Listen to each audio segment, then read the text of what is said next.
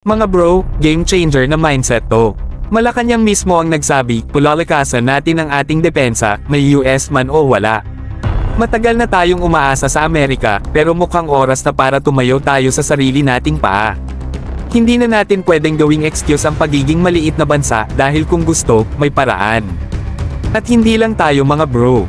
Halos lahat ng US allies sa Europe at Indo-Pacific ngayon ay nagiging self-reliant. Bakit? Dahil ang Amerika mismo minsan hindi na rin sigurado kung kanino sila talagang kakampi. Kaya ang Japan, South Korea, at Australia, tuloy-tuloy sa pag-modernize ng kanilang militar. Hindi na lang umaasa, gumagawa na ng paraan. Pero eto ang real talk, hindi tayo mahirap, pero mahina tayong mag-manage ng pera. Lumalabas ang budget, pero saan napupunta? Infrastructure. Okay. Social services. Kailangan din. Pero ang depensa, laging nasa dulo ng listahan.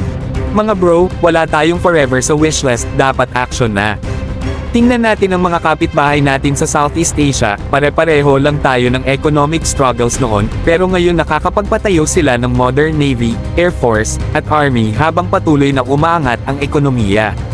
At huwag natin kalimutan, ang national security ay national prosperity rin. Walang bansang umunlad nang hindi pinoprotektahan ang sarili. Paano ka magtatayo ng ekonomiyang malakas kung hindi mo kayang ipagtanggol ang sarili mong teritoryo? Kung gusto nating sumabay sa Asia's rising powers, kailangan nating ayusin ang priorities natin. Ang solusyon, mas tamang paggamit ng pondo, zero tolerance sa korupsyon, at matalinong military investments. Hindi natin kailangang maging isang superpower, pero kailangan nating maging isang bansang hindi kayang basta-basta tapak-tapakan.